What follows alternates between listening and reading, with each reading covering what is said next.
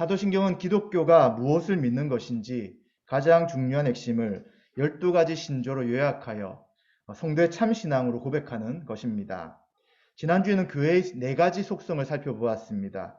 사도성과 거룩성과 보편성과 통일성이었습니다. 사도성은 사도의 증거와 신앙 고백 위에 교회가 세워졌다 하는 것이고요.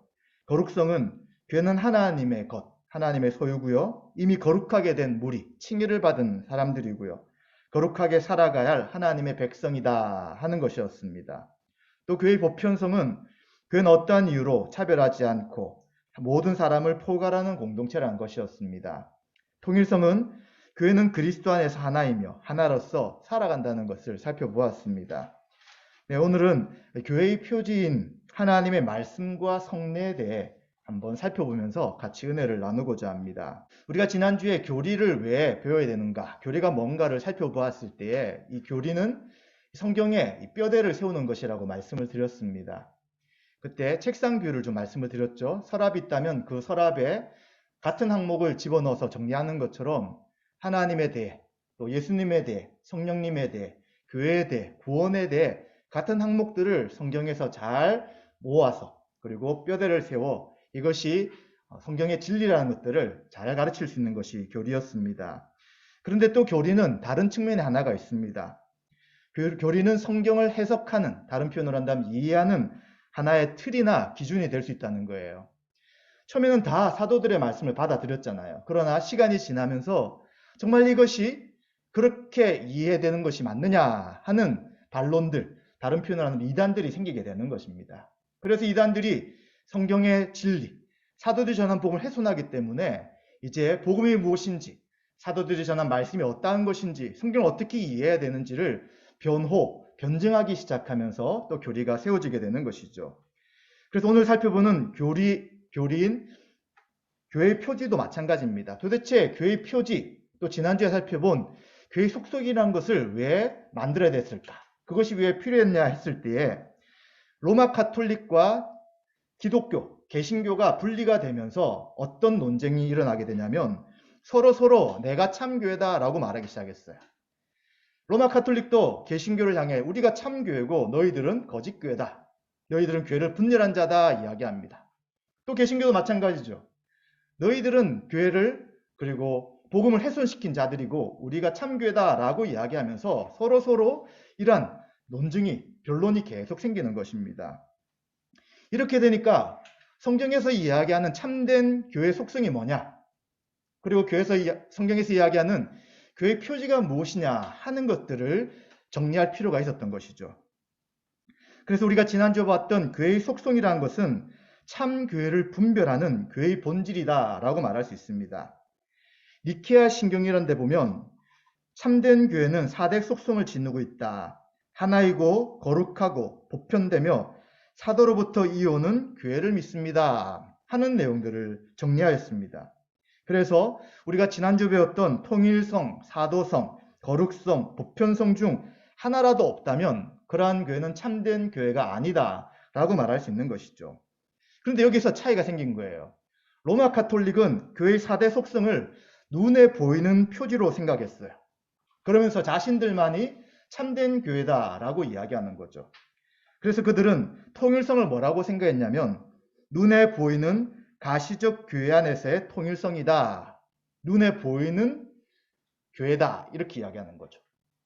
그리고 사도성은 베드로를 잇는 교황청의 존재다. 그래서 교황의 칙령이 가장 중요하다라고 그들은 이야기하였습니다. 또 거룩성은 사제에 의해 수행된 미사에서 성례전적 은혜의 주입이다 라고 이야기하면서 이 거룩한 것들을 어떤 집례하는, 눈에 보이는 이러한 성례전의 어떤 모습이다 라고 그들은 이야기했습니다. 또 보편성에 대해서는 범세계적으로 퍼져 있는 로마 카톨릭 교회를 이야기한다 라고 이야기하죠. 이 4가지 특징을 보게 되면 다 이들은 교회의 4대 속성을 눈에 보이는 것으로 이해한 거예요. 근데 성경은 뭐라고 이야기합니까? 이 교회의 4대 속성은 눈에 보이는 것이 아니라고 이야기하는 것이죠. 그래서 종교개혁자들은 로마 카톨릭의 4대 속성에 반대하여서 이것은 성경적이고 영적인 4대 속성을 이야기하는 것이다 라고 이야기하는 것이죠. 그래서 그러한 차이가 생기는 거예요. 그래서 그러한 차이를 볼 때 과연 로마 카톨릭에서 말했던 눈에 보이는 4가지 속성을 참된 교회로 볼 것이냐, 아니면 종교개혁자들이 말하는 눈에 보이지 않는 교회의 4대 속성을 성경적으로 볼 것이냐 하는 문제가 생기게 되는 것입니다. 그래서 종교개혁자들은 사도들의 신앙 고백과 가르침을 따라서 교회가 세워졌다라고 이야기하는 것이죠. 그러니까 교회를 뭐라고 보게 되냐면 교회의 조직이나 교황이 아니라 복음을 참교회의 기준으로 삼고 있었던 것입니다. 그러니 눈에 보이는 로마 카톨릭이 말했던 4대 속성은 잘못되고 그들은 참된 교회가 아니다라고 하면서 개신교가 생기게 된 그러한 성경적 근거를 제시하게 되는 것이죠. 그렇다면 4대 속성이라는 것을 통해 교회가 눈에 보이지 않는 어떤 속성이 있다면 도대체 어떤 교회가 참교회인지 아닌지를 분별할 수 있냐는 거예요. 다 눈에 안 보인다면. 그렇기 때문에 종교개혁자들은 교회의 속성에 있는 참된 교회를 어떻게 알 수 있느냐라고 했을 때에 바로 그것을 아는 표지가 교회의 표지 2가지다라고 말했던 것입니다. 총 3가지라고 할 수 있죠. 먼저는 말씀이 참되게 선포되는 것에 대해서 이야기했고요. 2번째는 성례가 합당하게 시행되는 것을 이야기했고요. 3번째는 교회 권징의 신실한 실행을 이야기하였습니다.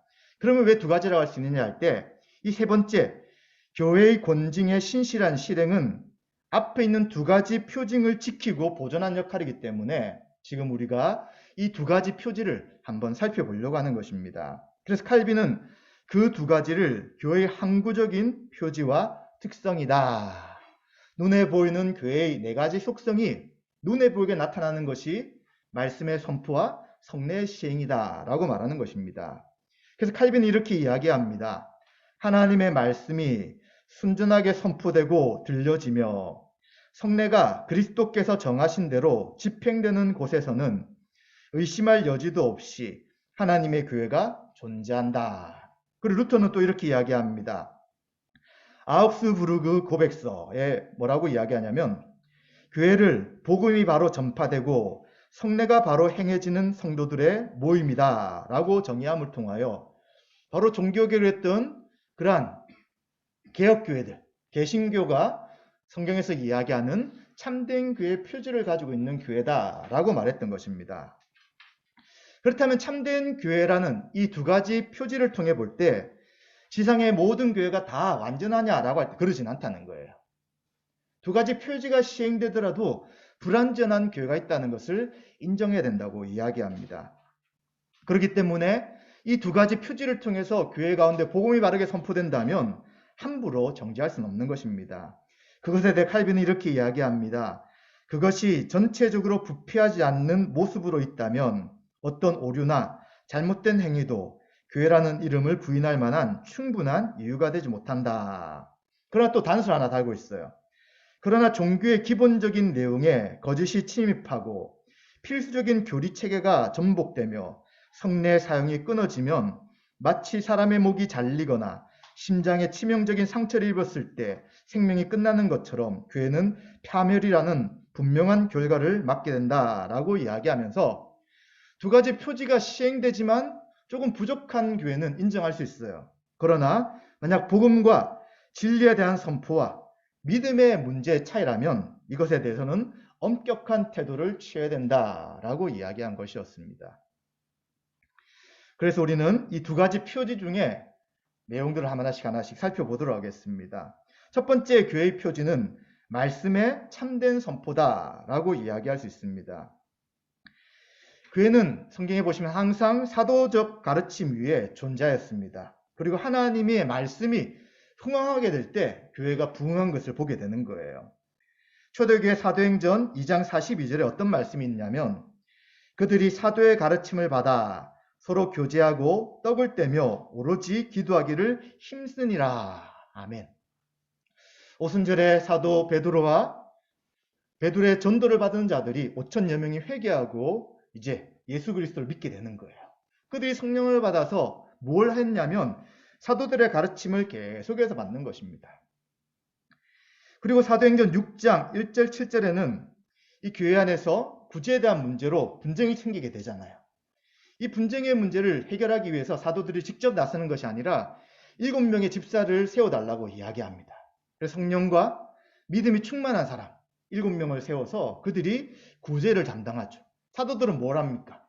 말씀 전하는 것과 기도를 계속하게 하는 것이죠. 이렇게 될 때 교회가 흥황하였다, 부흥하였다라고 이야기하는 것입니다. 그래서 교회 성장이 결국 무엇이냐? 말씀이 제대로 선포되고 말씀이 풍성하게 되는 것이 교회의 부흥의 원동력이었다는 것을 우리는 보게 되는 것이죠. 그래서 사도행전 12장 24절에도 하나님의 말씀은 흥황하여 더하더라. 아멘. 또 사도행전 19장 20절에도 이와 같이 주의 말씀이 힘이 있어 흥황하여 세력을 얻으니라. 아멘. 이런 말씀을 통해서 교회를 세우는 사역이 결국 무엇이냐? 프로그램을 잘 만들거나 또 좋은 사람들이 많이 있거나 이것이 문제가 아니라 결국은 말씀 사역이다라고 말할 수 있는 것입니다. 그런 말씀 사역이라고 할 때 이 말씀 사역이 무엇이냐라고 한다면 이 사도들이 가르친 복음의 핵심이 결국은 예수 그리스도의 십자가의 복음이었습니다.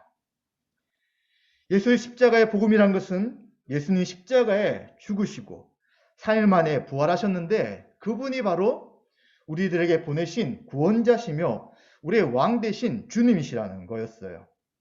그래서 결국 사도들이 가르친 복음의 핵심은 예수님이 가장 중심인 예수님 중심성이 드러나는 것이 복음이다라고 이야기할 수 있습니다. 또 예수 그리스도의 십자가를 어떻게 우리는 이해하게 되냐면 바로 예수님의 십자가는 우리의 죄를 대속하기 위하여 형벌대속적 죽음을 죽으셨다는 것입니다. 예수 왜 죽으셨느냐? 그가 죄가 있어서 죽은 것이 아니에요. 또 예수님 죽으신 것이 정치적 문제 때문에 죽었다고 볼 수 없는 거예요. 일부의 요소는 될 수 있어요. 그러나 예수님은 우리가 받을 죄의 형벌을 대신 받기 위해 죽으셨고요. 예수님만이 하나님의 의를 만족시킬 수 있기 때문에 우리가 죽는 것이 아니라 바로 죄 없으신 예수님이 우리 죄를 대신하여 십자가에 죽은 것이 바로 예수님의 죽음의 핵심인 형벌대속적 죽음이다라고 말할 수 있는 것이죠. 그리고 예수 그리스도의 부활과 주되심, 예수님이 주가 되셔서 승귀하시고 높아지시고 또 예수님이 통치하셔서 모든 죄와 사망의 권세가 폐하여졌다는 이 내용이 바로 복음의 핵심이라고 할 수 있는 것입니다. 그렇기 때문에 신자는 매일 복음과 그 복음을 풍성히 드러내는 성경 말씀으로 살아가는 거예요. 신자는 말씀에 순종함으로 하나님 나라에 거하게 되고요. 그 나라의 복을 누리는 것이 바로 말씀 사역의 중요성이고 계속해서 말씀이 가르쳐지고 선포해야 될 이유라고 할 수 있는 것입니다. 참된 교회가 이러한 말씀 사역을 행할 때에 교회는 항상 예수 십자가 복음을 풍성하고 분명하게 전하고 배워야 됩니다. 더 풍성하다는 것, 지금 이제 우리가 교회 오게 되면 처음에 갈라디아서에 대해서 참된 복음이 무엇인가를 듣게 되잖아요. 배우고 성경을 공부하게 됩니다. 그 갈라디아서 말하는 복음의 핵심이 무엇이었습니까? 참된 복음은 자신의 행위나 또 어떤 것이 들어가는 것이 아니라 오직 예수 그리스도를 믿는 믿음만으로 하나님 앞에 의롭게 되고 그리고 우리 가운데 의롭게 하신 성령의 충만함으로 인하여 하나님 말씀대로 거룩한 자로 살아가는 것이 복음이다라고 이야기하는 거예요. 여기에는 자기 어떤 것이 포함되는 것이 아닙니다. 그리고 죄를 끝이고 믿음으로 살아가는 것이도 나의 의지가 최우선에 있는 것이 아니라 성령의 인도하심, 성령의 다스림이 먼저고 그 다스림에 따라 순종하는 것이 바로 거룩한 삶이다 하는 것을 갈라디아서 이야기하는 것이죠. 그리고 또 우리는 에베소서를 배웠습니다. 에베소서를 통해서 교회가 어떤 곳이냐? 교회는 성부, 성자, 성령을 통하여 창세전에 선택받은 자들이고 하나님의 긍휼하심과 사랑을 통하여 또 예수님의 속량, 우리의 죄를 대속하시는 그 은혜로 인하여 우리가 하나님의 자녀가 되고요. 그리고 성령님을 통해 우리를 인쳐주시고 그리고 우리를 보증케 하시는 역사로 인하여 성령이 우리와 늘 함께 하셔서 최종적인 구원까지 이루어간다는 것이 에베소서에 말하는 복음이었습니다. 그리고 이 복음은 개별적으로 되는 것이 아니라 너와 나가 유대인과 이방인이 하나가 되어 한 몸, 새로운 존재가 되어 하나님 앞에 성전으로 준비되어 가는 것이 교회라고 이야기하였습니다. 그리고 이러한 교회는 형제 자매들을 사랑하고요. 그리고 성령의 다스림 가운데 질서가 있고요. 그리고 늘 깨어 영적인 세력들과 싸우는, 그리고 죄를 그치는 영적 싸움을 하는 것이 참된 교회다 하는 것이었죠. 이것만 하고 끝난 것이 아니었어요. 우리는 다시 한 번 더 복음이 무엇인지를 복음에 기초한 것을 통하여 1과부터 10과까지, 창조부터 계시록까지, 창조부터 다시 오심, 재림까지 해서 회복이죠. 성경의 전체 큰 틀을 하나님 나라를 중심으로 예수 십자가의 복음을 우리 같이 생각해 보았습니다. 그리고 또한 교회론을 통해 교회가 어떤 곳이냐를 하나씩 살펴보면서 이러한 교회를 우리가 세워가자는 것도 우리가 보았습니다. 또 그것만 끝이 아니잖아요. 복음서를 통해서 또 창세기나 다른 말씀들을 통해서 성경에서 이야기하는 복음의 핵심이 무엇인지를 다양하게 풍성하게 살펴보는 거예요. 또 몇 분은 이제 그 복음의 내용을 좀 더 깊이 들어가서 복음의 핵심적인 부분에서 예수님의 십자가 부활, 믿음, 그리고 칭의와 구원이라는 좀 더 풍성한 내용들을 통하여 복음을 우리가 살펴보고 있는 것입니다.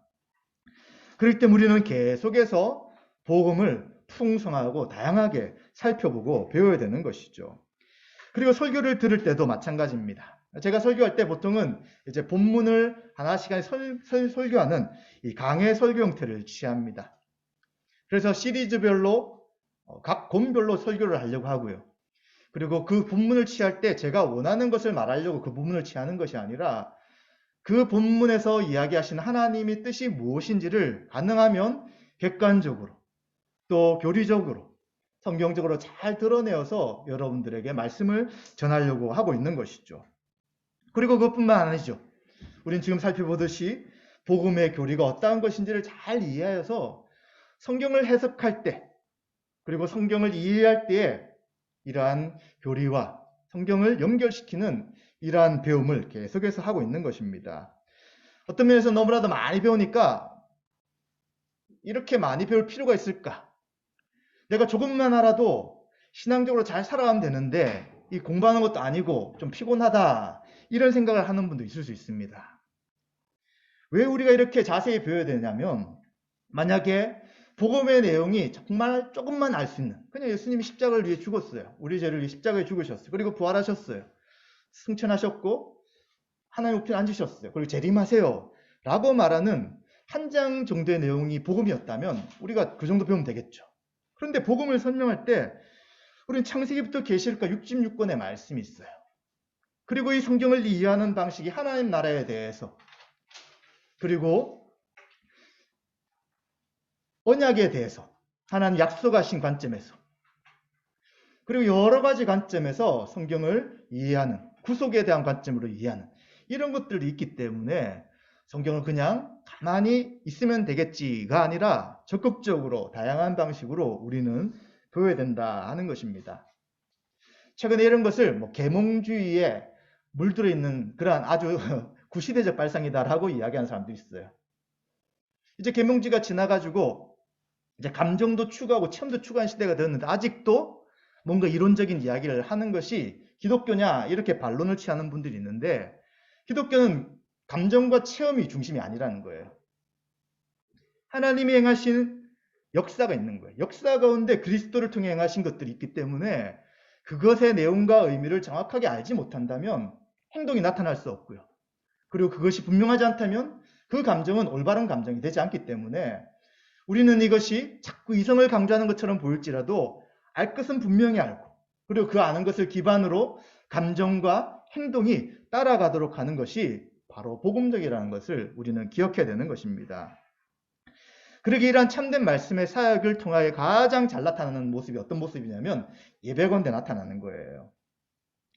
예배는 우리를 위해 죽으시고 부활하셔서 하늘에 앉아 만물을 다스리는 주이신 예수 그리스도께 드리는 예배입니다. 또 그뿐만 아니죠. 예수님을 보내셔서 그를 통해 우리를 구원하신 하나님 아버지께 드리는 예배가 바로 우리가 드리는 예배라는 거예요. 예배는 요소가 들어있어요. 그냥 만들어진 게 아니라는 거예요. 예배 때 왜 우리가 찬양을 합니까? 삼일체 하나님의 구원의 은혜에 대한 찬양과 감사가 우리가 부르는 찬양 가운데 포함되어 있는 거예요. 옛날에는 곡조가 없이 그냥 부르게 됐어요. 근데 지금은 곡과 음을 넣어서 같이 부르잖아요. 그래서 가사를 생각해야 되고요. 마음을 다하여 믿음으로 찬양하는 것이 예배 때 드리는 찬양의 모습인 거예요. 그냥 잠깐 설교하기 전에 부르는 그런 노래가 아니라는 것을 여러분들은 기억하셔야 합니다. 찬양도 예배의 시작인 거예요. 하나님께 드리는 거잖아요. 우리 어떤 감정을 노래하는 게 아니잖아요. 하나님이 누구신가를 생각하면서 찬양을 드리기에 이 찬양을 온전하게 올려드려야 되는 것이죠. 그리고 설교도 있습니다. 하나님의 구원의 경륜이, 구원하시려고 하는 그 하나님의 계획이 어떠한 것인지를 설교 가운데 듣게 되는 것이고요. 또 예수 십자가 부금에 대한 가르침과 선포를 하는 것이고요. 복음과 말씀을 믿음으로 순종하며 살아가도록 촉구하게 되는 것이죠. 계속해서 이런 말씀을 들을 때 우리 가운데 믿음이 생기는 거예요. 정말 우리가 구원받은 신자라면 말씀을 들을 때 따분해. 재미없어. 이렇게 생각하는 것이 아니라 이것이 믿음으로 사는 삶이구나. 하나님 기뻐하시는 것이 이것이구나 하고 우리의 마음과 행동을, 생각을 바꾸게 되는 거죠. 그래서 예배 때 여러분들 경험하듯이 회개의 마음이 생기는 거예요. 그리고 하나님 은혜를 주셔서 이 말씀을 살 수 있도록 저를 붙잡아 주십시오 하고 기도하게 되는 것이 바로 예배인 것입니다. 그것 때문에 설교를 하게 되는 것이죠. 기도도 마찬가지입니다. 하나님께 모든 영광을 돌리고요. 찬양하고요. 다스림을 통해서 하나님의 하늘의 지혜와 능력으로 인도하시기를 간구하는 거잖아요. 우리가 한 주 한 주 살아가지만 그 말씀에 순종하지 못하는 능력이 생길 수 있는 거잖아요. 또 우리가 새롭게 알게 된 부분이 있잖아요. 이렇게 사는 것이 믿음의 삶이구나. 이렇게 살 때 하나님이 나를 기뻐하시겠구나 하는 것들이 생길 때 우리가 그래 결심해서 산다고 되는 게 아니잖아요.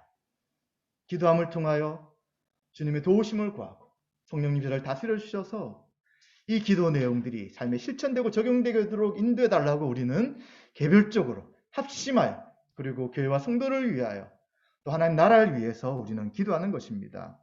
또 그것뿐이 아닙니다. 우리는 헌금을 드리는 거예요. 헌금도 예배로서 하나님께 정한 헌금이 주일 헌금입니다. 그래서 주일에 작정한 헌금이라서 주정 헌금이라고 말씀을 드렸잖아요. 여러분이 정한 헌금을 드리는 거예요. 1,000원이든 5,000원이든 10,000원이든 내고 싶어서 안 내고 싶어서가 아니라 예배 순서 가운데 포함되어 우리의 헌금을 하나님 앞에 드리게 되는 것입니다. 또는 우리는 11조를 드리게 되잖아요. 우리의 모든 것은 하나님이 주신 것임을 고백하고 감사함으로 우리에게 주신 것을 드리는 거예요. 그런데 현재 수입이 없다고 할 때 어떻게 합니까? 우리의 용돈이 있을 때 아니면 어떤 것이 생겼을 때 또 그것이라도 드리게 되는 것이죠. 금액의 문제가 아니라 이 모든 물질이 하나님 것입니다를 인정하고 드리는 믿음의 자세가 바로 헌금 드리는 가운데 나타나는 것입니다. 또 우리는 모든 삶이나 특별한 경우에서 도우시고 돌보시는 은혜를 감사할 때 또 감사헌금도 우리는 드리게 되는 것이죠. 우리 눈에 보이는 물질이 중요시되는 시대를 살아가기에 헌금을 드린다는 것이 어려울 때가 생깁니다. 헌금을 드리는 것이 어렵다는 것은 결국 눈에 보이는 것이 우리에게 중요하다는 생각이 우리 마음 가운데 깔려 있다는 거예요. 근데 신자는 어떻습니까? 이 재물, 이 돈이 나의 노력으로 벌어지고 생기는 것이 아니라 하나님의 돌보심과 공급하신 가운데 내가 살아가고 있다는 것들을 고백하는 것이 헌금으로 나타나게 되는 것이죠. 또 우리는 양육을 받게 되는 거예요. 말씀의 능력으로 힘있게 살아가며 온전한 자가 되도록 우리는 계속해서 양육을 받게 되는 것입니다. 그래서 우리가 교회 3대 사명의 표에 보면 양육을 할 때 열심히 배우는 것과 사랑의 수고로 가르치자라고 이야기하는 것이죠. 그의 모든 삶을 통해 우리는 배워가는 것입니다. 예배를 드리면서 배우는 것이고요. 또 설교를 들으면서 배우는 것이고요. 설교 나눔도 마찬가지고요. 또 강의나 교육을 통해서 또 성경 공부라는 GBS를 통해서도 마찬가지죠. 그리고 교제하고 공동체적 식사를 할 때도 다 우리는 양육되고 있다는 것을 배워야 되는 것입니다. 체계적인 교육 과정을 통해서 체계적 가르침도 배울 필요가 있고요. 또 우리는 신앙의 선배들의 모범을 배울 수 있는 것이죠. 중요한 신앙서적을 읽어나가도 되는 것이고요. 또 교회는 신앙의 선배들이 있습니다. 집사님도 계시고요. 또 정회원도 있고요. 리더도 있어요. 그리고 동료들도 있죠. 자기의 모든 삶보다 어떤 측면은 뛰어난 측면이 있는 거예요. 그런 그것을 보고 배워서 그 삶으로 살아가는 것이 바로 우리의 양육 가운데 포함되는 것이죠. 그런데 말씀을 드리지만 이 양육 속에서 이 양육이라는 것이 성경에 근거하기 때문에 성경을 모르고 양육한다는 것은 뭔가 부족해지는 것입니다. 그래서 말씀을 제대로 알고 배우고 그 말씀에 근거해서 우리는 살아가야 되는 것이죠. 그렇기 때문에 리더 역할도 너무 중요한 거예요. 목사님, 제가 말씀을 제대로 가르치지 않는다고 생각해 보십시오. 리더가 말씀을 제대로 가르치지 않는다고 생각해 보십시오. 그 말씀을 들어야 될 사람, 배워야 될 사람이 성경의 진리를 제대로 배우지 못한다면 그 책임을 누가 감당해야 되는 것입니까? 그래서 부담스러운 일이지만 우리에게 은사를 주시고 우리가 그것을 맡겨 주셨다면 우리는 최선을 다해 삶의 최순위에 놓고 이 일들을 감당해 나가는 것이고요. 배우는 일도 마찬가지예요. 모든 시간 가운데 제일 짜투리 시간, 다 하고 나서 남는 시간에 배우는 것이 아니라 최우선에서 말씀을 배우기에 힘써야 되는 것입니다. 그리고 선교도 마찬가지죠. 십자가 복음과 예수님이 주와 그리스도 되심을 온 세상에 전하는 거잖아요. 복음을 전파하는 것입니다. 복음의 원리에 따른 빛과 소금의 삶을 사는 것이죠. 그동안 우리들이 많이 어려웠던 것이 무엇이었습니까? 왜 당신들은 믿는 사람이라고 이야기하는데 행동이 없느냐? 왜 말만 있느냐라고 이야기를 했잖아요. 그렇기 때문에 우리는 말씀을 제대로 알고 그 성경에서 얘기하는 구원의 진리를 바르게 이야기하고 성령 인도하심 가운데 살아간다면 결국 우리의 삶은 교회적 삶을 살아가면서 사람들 가운데서도 교회 안에서도 불신자들 안에서도 믿는 자의 삶이 나타나게 되는 것이고요. 그리고 그것과 함께 우리는 복음을 전해야 되는 거예요. 아무리 자신이 선한 행동을 해보십시오. 그 상대방이 왜 저 사람이 선한 행동을 하는지 알 수가 없잖아요. 우리에게 입을 주신 것은 진리의 복음을 분명히 전하라는 것입니다. 예수님 십자가의 의미, 예수님이 왜 부활하셨는지, 예수님 다시 오신다는 것이 어떤 것인지를 분명하게 제시하고요. 그리고 성령의 도움을 구하면서 말씀의 선포를 통해 이 사람에게 은혜를 베풀어 주십시오. 정말 하나님이 택한 자라면 이 말씀을 통해 회개하고 주님 앞에 돌아오는 은혜가 있게 해주십시오 라고 우리는 기도하며 복음을 전하는 것이죠. 이렇게 참된 교회의 말씀 사역은 예배와 양육과 선교 가운데 계속해서 나타나는 것이죠.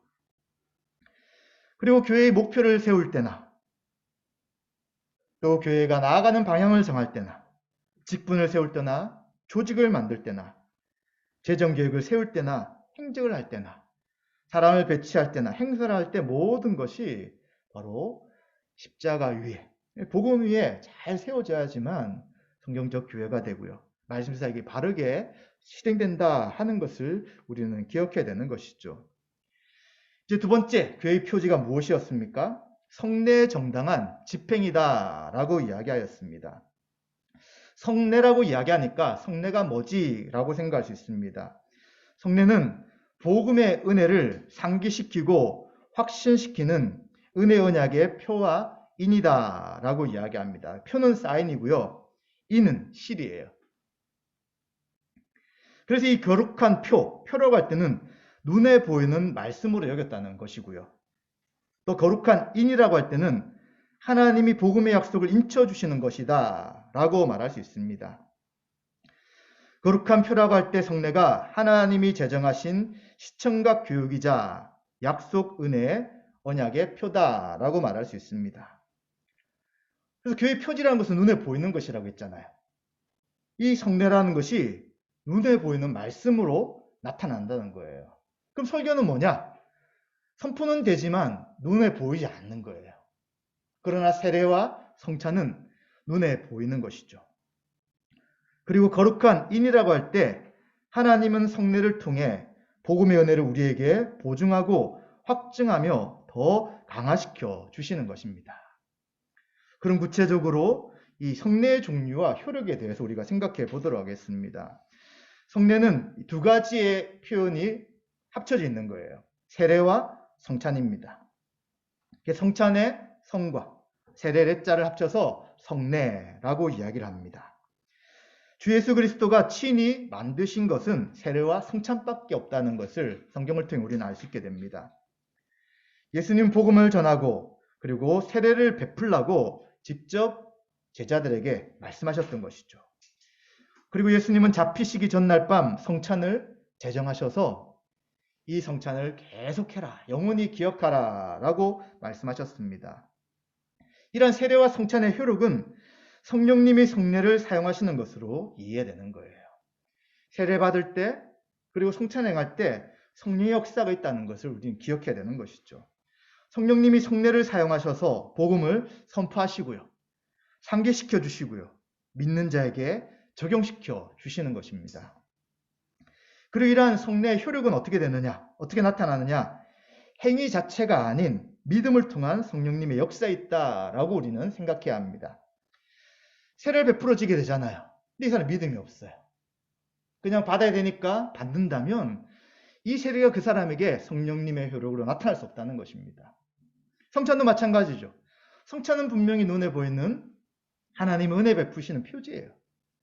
그런데 이 성찬을 행할 때 성경에 기록된 대로 성찬을 준비하지 않는다면 이 성찬의 효력이 없을 수도 있기 때문에 이제 이것은 내가 했느냐 안 했느냐보다는 더 중요한 것은 바로 성령님의 역사 가운데 이 성찬의 효력이 나타난다라고 이야기해야 되는 것이죠. 그럼 세례는 무엇이냐? 세례는 신자가 중생을 통해 참여하는 은혜 언약에 대한 표와 인이다라고 이야기할 수 있어요. 중생이란 것은 거듭났다는 것입니다. 다시 태어났다는 것이죠. 새로 생명을 얻었다는 것입니다. 그리스도의 모든 은혜에 참여하고 있음을 의미하는 것이죠. 그리스도의 은혜가 이미 땅 가운데 있었지만 중생하기 전에는 모르는 거예요. 생명이 없는 죽은 상태이기에 그리스도를 통해 주신 하나님 베푸신 것이 무엇인지를 들어도 알 수가 없고요. 느낄 수도 없고 경험할 수도 없는 거예요. 그러나 성령님 우리 가운데 오셔서 우리의 죽은 영혼을 살려주시면 이제 그 모든 그리스도가 주신 은혜가 우리 것이 되고 그 모든 것을 누리고 참여하게 되는 것이죠. 이러한 중생을 받은 자에게 세례가 무엇이냐 한다면 외적인 표로서 새 언약의 은혜에 더욱 참여하게 하는 것입니다. 중생 얻은 자가 이제 공중 앞에서 교회에서 세례를 받게 된다면 이 세례 받을 때 바로 예수 그리스도께서 말씀하신 새 언약의 모든 은혜가 이제 다 우리 가운데 참여되게 된다는 것이죠. 새 언약이 무엇입니까? 모든 언약들은 다 하나님과 사람이 맺은 언약이었어요. 그런데 사람은 그래요, 지키겠습니다 라고 이야기는 했지만 다 지키지 못했습니다. 아브라함을 봐도 그래요. 늘 하나님이 하신 것에 대해서 예스 하지만 실제로 그 예스를 옮기기에 시간이 굉장히 많이 걸리는 거예요. 우리가 아브라함이 자식을 바쳤다. 야, 정말 대단하다. 그것만 볼 수 없는 거예요. 모든 처음부터 여정이 어떻게 이루어져 가느냐 할 때 하나님이 하신 그 약속을 하나님은 절대 어기지 않는 것입니다. 그래서 사람은 계속해서 어기지만 인간은 하나님은 그것을 계속해서 지켜나가시는데 마지막 예수님 말씀하신 새 언약이라는 것은 대상이 달라져요. 하나님과 예수님이 맺는 언약인 거예요. 이 언약에는 피가 들어가는 거예요. 피가. 언약을 어기면 죽는 거예요. 죽는 거.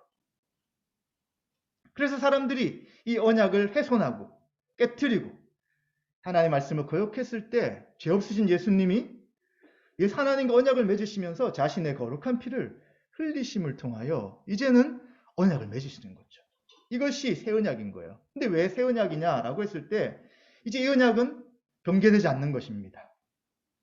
사람의 어떠함으로 절대 깨어질 수 없는 거예요. 예수님과 하나님이 맺으셨기에 절대 바뀔 수 없는 것이고요. 그리고 이 새 언약은 이제는 성령을 통하여 하나님의 사랑이 우리 가운데 임하는 것이고요. 그리고 우리 가운데 있는 이 하나님께 대한 사랑이 드러나게 되는 것이고 형제 자매들 가운데 사랑이라는 것이 나타나기 때문에 구약에 있는 하라 하면 살고 하지 않으면 죽는다가 아니라 이제는 사람이 완전히 변화되어서 하나님 말씀대로 행하고 서로 사랑할 수 있는 새로운 존재가 된 것이라고 이야기하는 것입니다. 그래서 예수님이 같은 언약이지만 새 언약이다 라고 이야기하면서 서로 사랑하러 하신 것이 바로 이러한 하나님과 예수님이 맺으신 언약 관계 가운데 있다고 이야기하는 것이죠. 이제 중생받은 자들 그리고 중생의 표로서 세례받은 자들이 이러한 새 언약에 참여하고 그리고 이 새 언약 가운데 풍성한 은혜를 누리게 된다는 것입니다. 따라서 세례는 예수 명령이기에 세례의식을 비난하거나 등한시하는 것은 큰 죄다. 근데 지금은 이 세례라는 것이 좀 훼손된 측면이 있잖아요. 아무나 세례를 받아요. 정말 그 사람이 참된 믿음이 있는지 없는지가 점검이 안 된 상태에서 세례를 받기 때문에 세례는 필요 없어 이렇게 말할 수는 없다는 것입니다. 그리고 또 하나 생각할 것은 세례를 받아야지만 구원을 받고 또 세례를 받지 않으면 구원 못 받는다. 이것은 아니라는 것입니다. 오해하지 않아야 되는 것이죠. 왜 그렇습니까? 먼저 중생받은 자에게 외적인 표가 세례라는 거예요. 근데 중생받은 사람이 어떤 이유로 세례를 못 받았어요. 그럼 그 사람이 구원 못 받는다고 말할 수 있나요? 그러지 않다는 거예요. 또 반대로 어떤 사람이 믿음이 없는데 세례를 받았어요. 난 세례를 받았기 때문에 난 구원 받았다 라고 말할 수 없다는 것입니다. 중생하지 않았는데 생명 얻지 못했는데 외적인 표가 있다고 해서 그 사람이 구원받은 자라고 절대 말할 수 없다는 것이죠. 그래서 우리가 세례가 무엇인가를 살펴볼 때 네 가지로 좀 볼 수 있는데, 세례는 우리가 그리스도와 함께 죽고 살아났다는 사실을 밖으로 표현하고 그 은혜를 인쳐주는 것이다. 네, 죽고 살아났다는 것을 바깥에서 드러내주는 것이 세례라는 거예요. 두 번째 세례는 무엇이냐? 그리스도가 십자가를 통해 우리의 죄를 제거해 주심을 상징하고 외적으로 인쳐주시는 것이라고 할 수 있는 것이죠. 세례라는 것이 죽고 살아났다는 의미가 되는 거잖아요. 우리의 죄로 우리는 죽었어요. 그리스도와 함께. 그런데 이 죄가 그리스도로 인해서 다 제거되었기에 우리는 다시 그리스도와 함께 살아났어요. 그래서 이것이 죽었다가 살아난 것으로 상징되는 것입니다. 그래서 물로 세례를 베푼다고 할 때 물이 어떤 의미였냐면 죄가 제거되어서 정결해졌다는 것을 나타나는 그러한 의식이다라고 말할 수 있는 것이죠. 디도서 3장 5절에 보시면 우리를 구원하시되 우리가 행한 바 의로운 행위로 말미암지 아니하고 오직 그의 국률하심을 따라 중생의 씻음과 성령의 새롭게 하심을 하셨나니. 아멘. 이 말씀을 통해서 바로 물로 우리를 씻었다라는 말씀을 해주고 있습니다.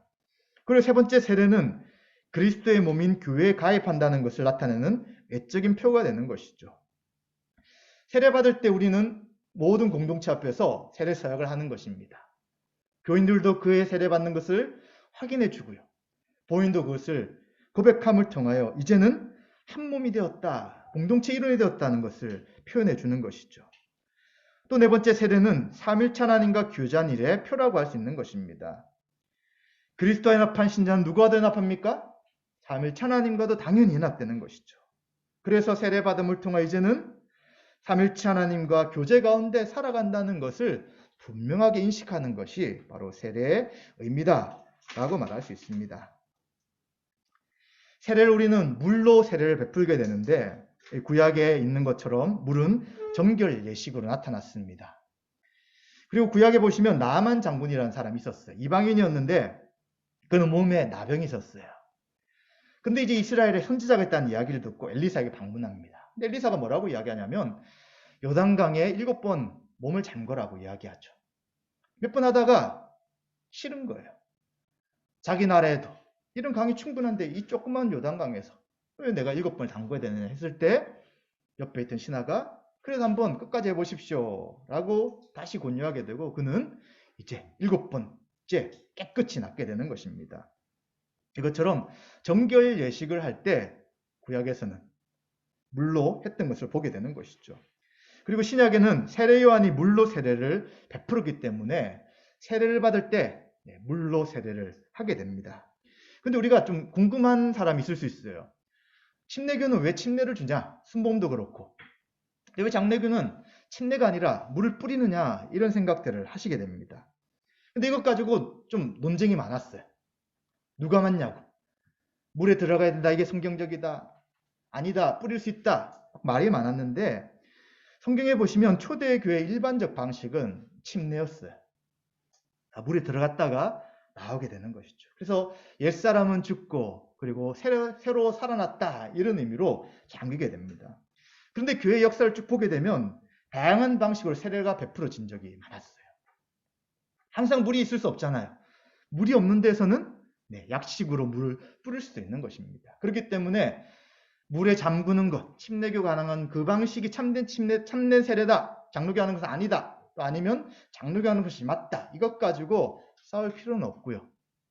각 교단이 하는 방식으로 세례를 받으시면 되고요. 우리 장로교에서는 성부와 성자와 성령의 이름으로 세례를 준다라고 물을 뿌리는 방식으로 세례식을 행하게 되는 것입니다. 그럼 누가 세례를 베푸느냐? 다 그냥 아무나 세례를 베풀면 되는 것이냐라고 할 때 아닌 거예요. 교회는 오직 목사에 의해서만 세례를 베풀도록 허용되어 있습니다. 왜 목사냐 했을 때 이 세례는 복음에 의한 것이죠. 복음을 믿는 자에게, 중생한 자에게 나타내는 외적인 표기 때문에 바로 말씀을 전하는 목사가 이 세례를 시행하게 하게 되는 것입니다. 또 둘째는 이 세례라는 것이 교회의 정연으로 받아들이는 거잖아요. 한 몸이 되었다는 것이 선언되는 것이기 때문에 목사가 세례를 시행하도록 이제 교단의 헌법은 정해져 있는 것입니다. 그럼 이제 선교지에 있는 선교사님 어떻게 해야 되느냐? 목사가 아닐 때 어떻게 해야 되느냐 할 때 이 선교사님은 선교지에서 목사와 같은 역할을 하는 거예요. 그래서 세례식도 행할 수 있고요. 안수도 할 수 있고요. 설교하면서 교회를 세워나가는 그러한 권한이 목사와 똑같은 권한이 선교사님에게도 있는 것을 생각해야 되는 것이죠. 우리 교회에서 아직 유아 세례는 했지만 안 믿는 분이 나 세례받고 한 몸이 되겠다는 세례식은 하지 않았습니다. 그런데 세례를 여러분들이 받았을 때 한번 생각해 보십시오. 아무도 없는 데서 하지 않잖아요.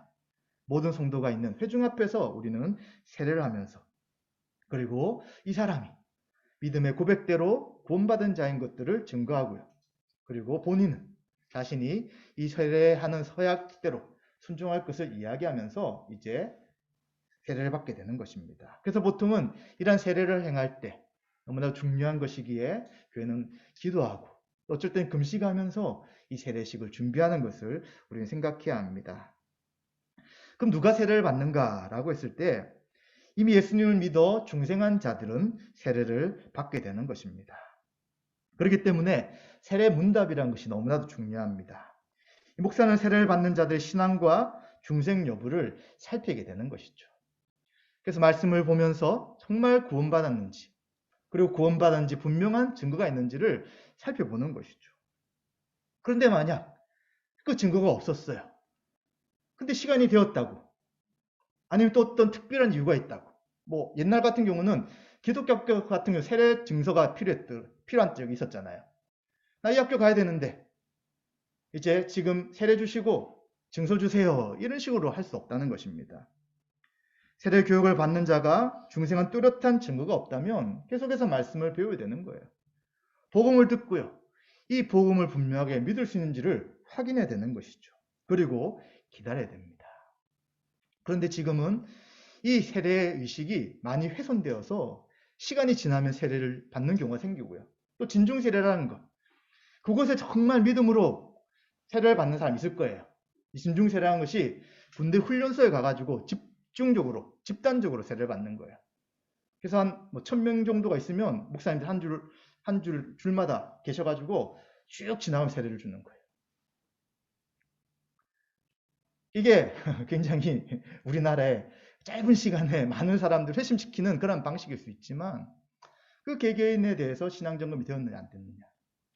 안 됐다면 이 사람은 나 세례 받았는데 하는 생각만 하는 거예요. 나중에 이 사람은 어디가 있냐면 절에 가서 절도 어떤 걸 주면서 도장 같은 걸 찍더라고요.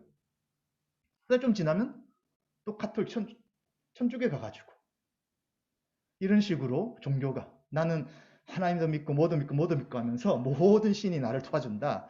말도 안 되는 일을 할 수 있다는 것이죠. 그래서 세례라는 것은 너무나도 중요하기 때문에 함부로 줄 수가 없고요.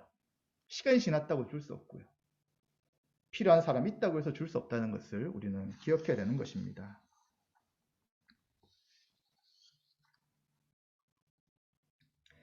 이런 세례를 받을 때 어떤 은혜가 있냐면 이제 이 세례 가운데 하나님의 은혜가 임하시게 되는 것이고요. 그리고 이제는 이 한 몸으로 살아가는 자가 이 교회 안에서 모든 풍성한 삶을 누리게 되는 것이고 이제 교회적 존재로 살아가게 되는 것을 우리는 봐야 합니다. 이제 우리는 다 지금 세례받은 분들이잖아요.